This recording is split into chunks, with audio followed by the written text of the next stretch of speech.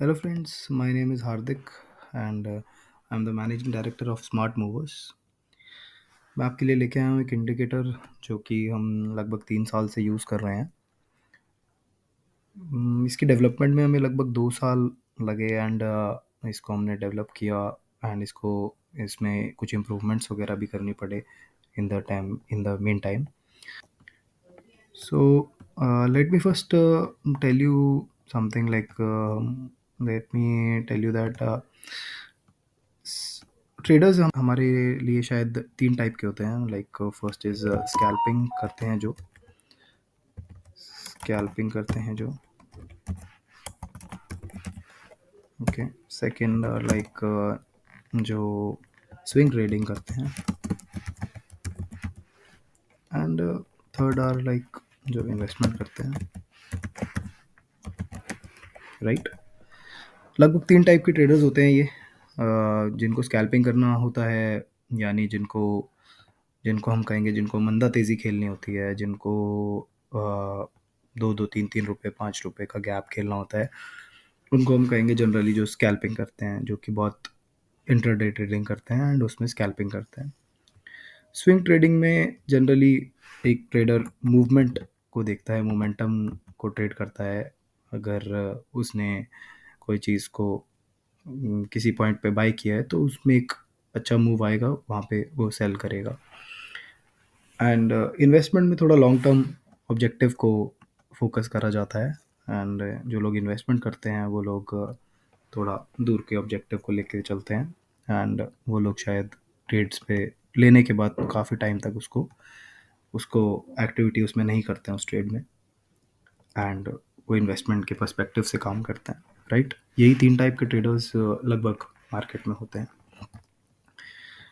तो इन तीनों का बेसिक ऑब्जेक्टिव जो है, तीनों का ही ऑब्जेक्टिव पैसा कमाना है एंड तीनों ही केसेस में पैसा कैसे कमाया जा सकता है, शायद सिर्फ और सिर्फ एक ही तरीका है, जो कि है प्रॉफिट्स को अगर प्रॉफिट्स को profits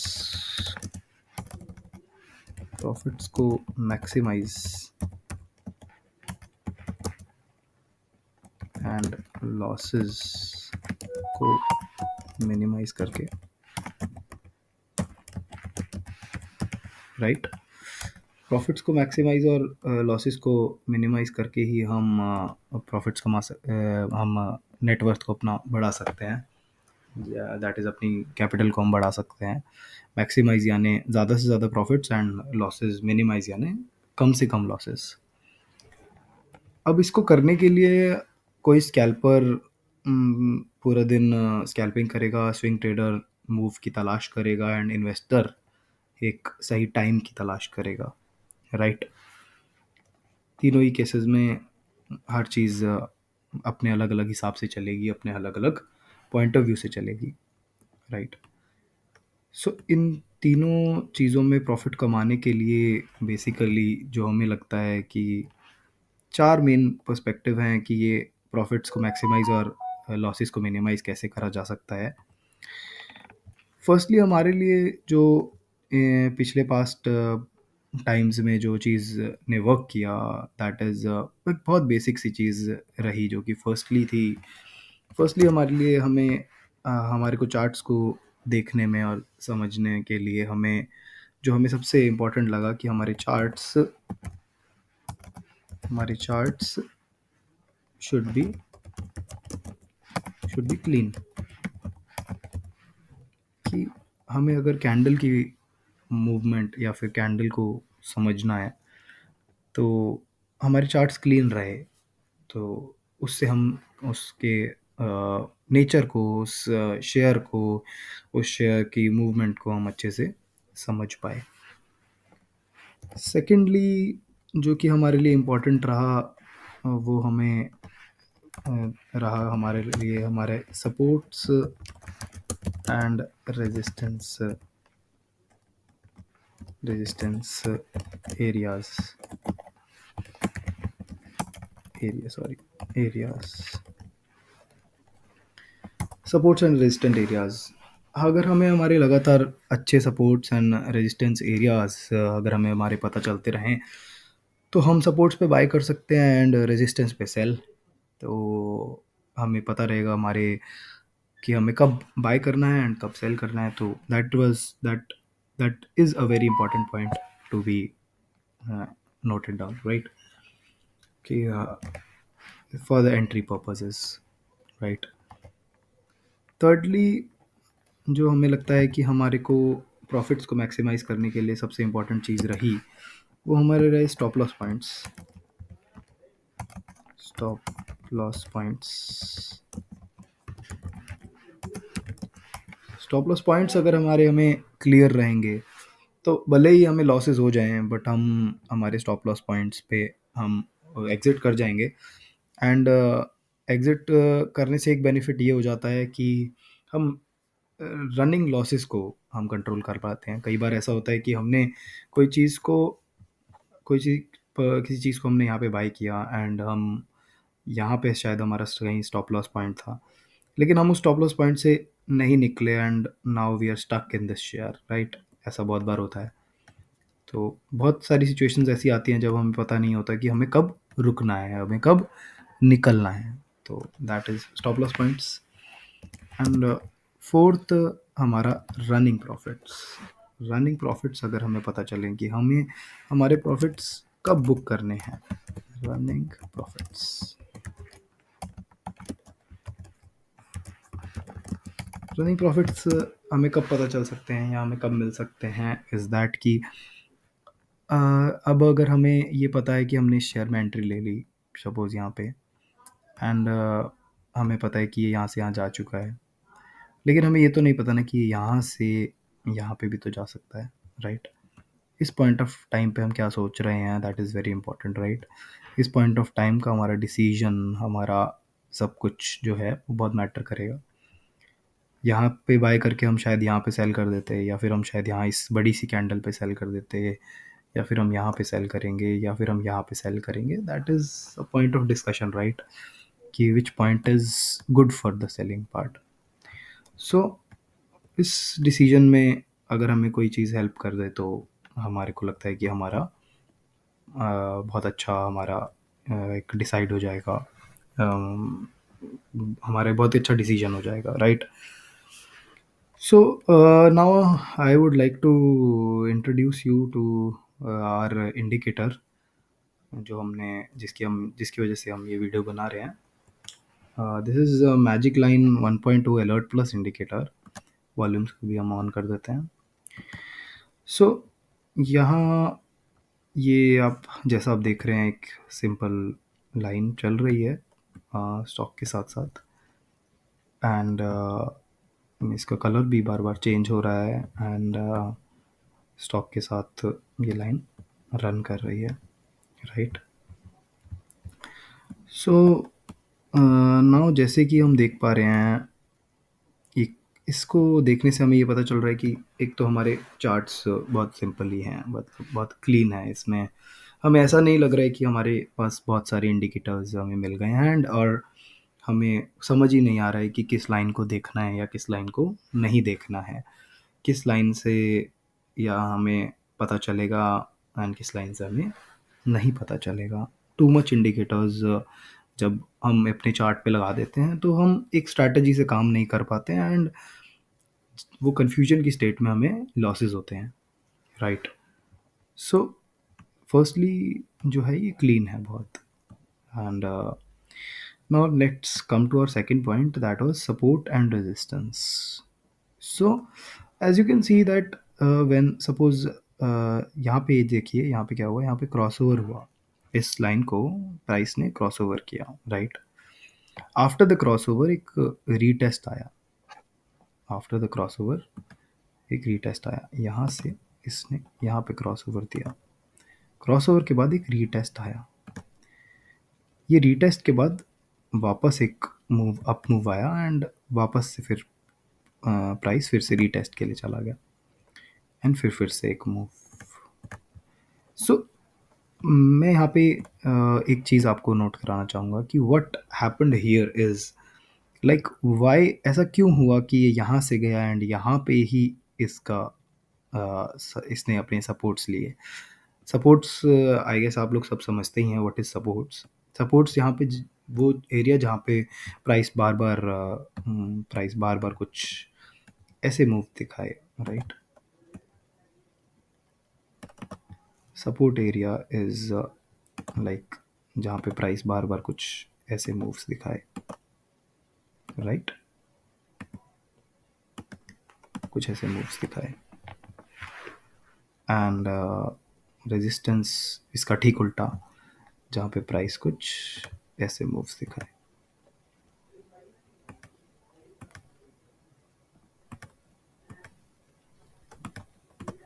right. So these are the supports and resistance areas, right? So अब ये सपोर्ट एंड रेजिस्टेंस की हम बात कर रहे हैं, तो जब इस लाइन को इसने क्रॉस ओवर दिया तो यहाँ पे एक सपोर्ट फॉर्म हुए एंड यहाँ पर इसने एक अप मूव दिया दोबारा, फिर यहाँ पे वापस से एक रिट्रेसमेंट आया एंड वापस से एक सपोर्ट एंड वापस से एक अप साइड मूव। एंड आप ये देख रहे हो तो ये बार बार ऐसा ही कर रहा है एंड ये यहाँ से फिर रिट्रेसमेंट, फिर मूव एंड फिर रिट्रेसमेंट एंड फिर मूव। सो यहाँ पे एक सपोर्ट्स एंड रेजिस्टेंस ये लाइन, मैजिक लाइन फॉर्म कर रही है and that is a very good perspective कि अगर मुझे एंट्री लेनी होती तो मैं क्रॉसओवर के बाद एक फर्स्ट रिट्रेसमेंट की वेट करता एंड यहाँ पे मैं अपनी एंट्रीज ले सकता था।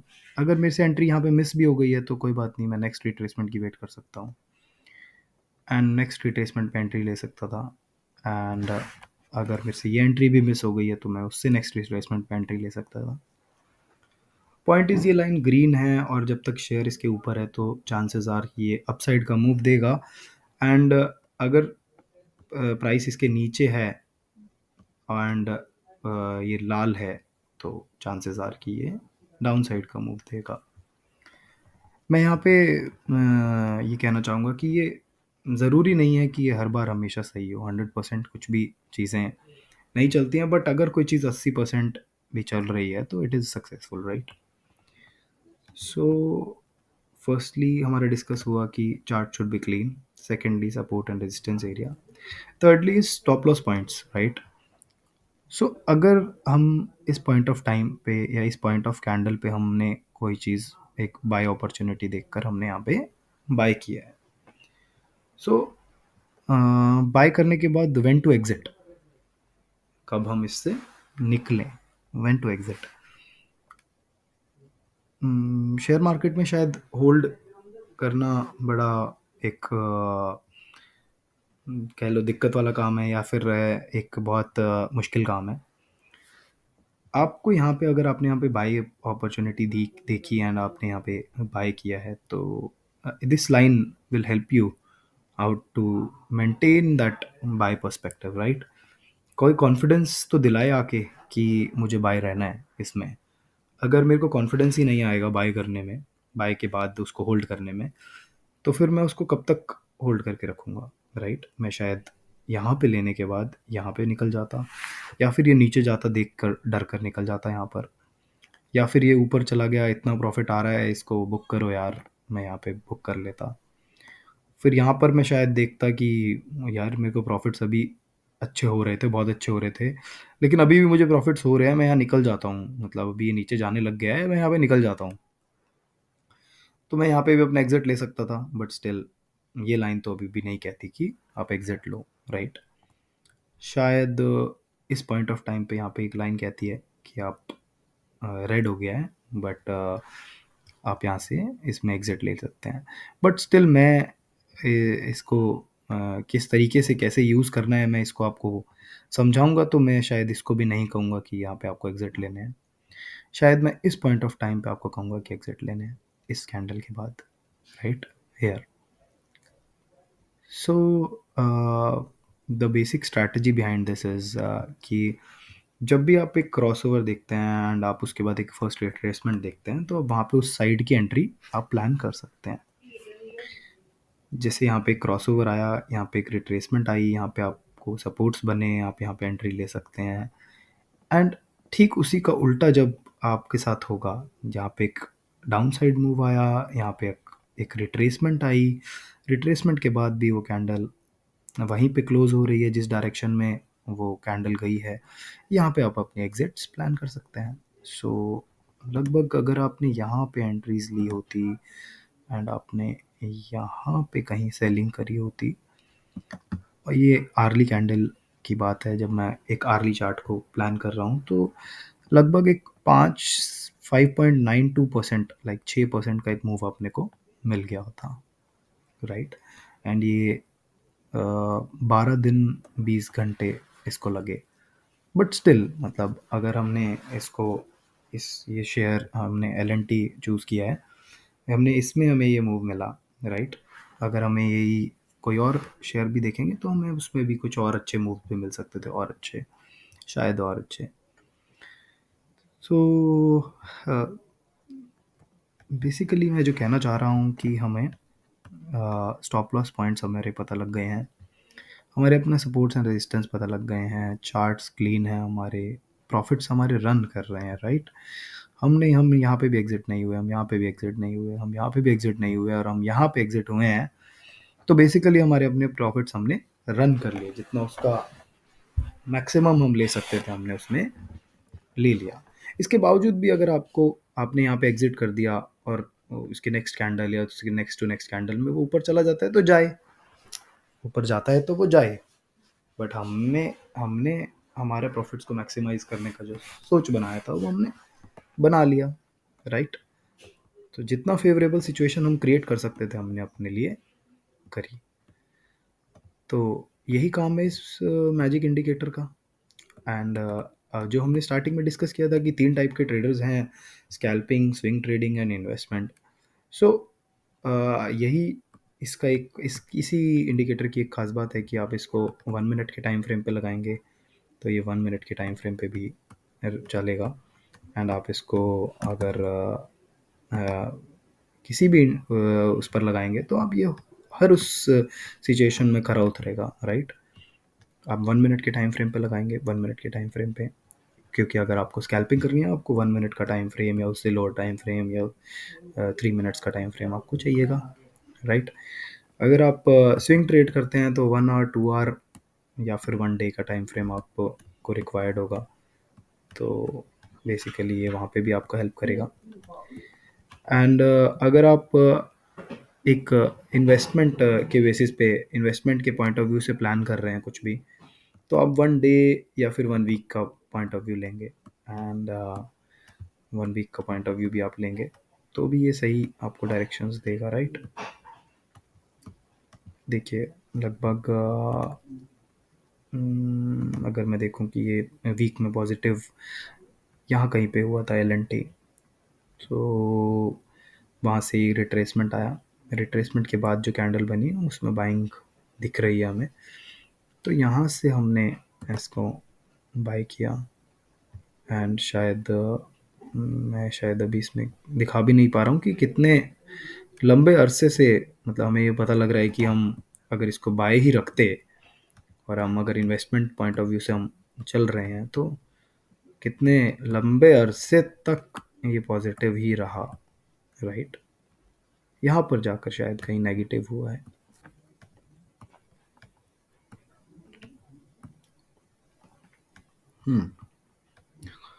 सो वीकली कैंडल्स में इन्वेस्टमेंट के पॉइंट ऑफ व्यू से आर्ली कैंडल में आर्ली कैंडल में शायद स्विंग ट्रेडिंग के पॉइंट ऑफ व्यू से आप इसको यूज़ कर सकते हैं। एंड और स्मॉलर टाइम फ्रेम्स में आप स्कैल्पिंग करने के लिए इसका यूज़ कर सकते हैं, राइट। तो ये तो हो गया कि कैसे किसी भी टाइप का ट्रेडर इस इंडिकेटर को यूज़ कर सकता है। एंड अब हम आ जाते हैं इसके दूसरे फीचर पर जो कि है अलर्ट्स। एंड हम इसमें कैसे अलर्ट सेट कर सकते हैं ये मैं आपको बताना चाहूँगा। इसमें हम क्रिएट अलर्ट्स पे क्लिक करेंगे। क्रिएट अलर्ट पर क्लिक करने के बाद हम इसमें कंडीशंस में प्राइस की जगह हम magic line 1.0 alert plus indicator पर क्लिक करेंगे। यहाँ पर हमें अब एक ऑप्शन मिलता है after clicking on the our indicator. हमें एक ऑप्शन मिलता है, हमें क्रॉस अबव या क्रॉस बिलो सिलेक्ट करना है on the time frame which we want to trade, right? अब हम जैसा अगर हम 1 आवर को ट्रेड कर रहे हैं तो हम 1 आवर में क्रॉस अबव या क्रॉस बिलो को चूज़ कर सकते हैं, राइट? ट्रिगर आप अपने हिसाब से चूज़ कर सकते हैं, एक्सपायरेशन आप अपने हिसाब से चूज़ कर सकते हैं, अलर्ट नेम आप डाल सकते हैं, मैसेज आप यहाँ पे जो भी आप मैसेज डालेंगे वो यहाँ पे डाल सकते हैं। क्रिएट कर देंगे अलर्ट्स आप के मोबाइल पर ये नोटिफिकेशन के रूप में भी जा सकते हैं अगर आपके मोबाइल में एप्लीकेशन ट्रेडिंग व्यू इंस्टॉल्ड है तो, एंड ईमेल पे तो नोटिफिकेशन चला ही जाता है, right? Okay, so this is all for it guys. For further queries आप दिए गए नंबर पर कांटेक्ट कर सकते हैं, एंड ईमेल पर आप ईमेल भी कर सकते हैं। Okay, thank you.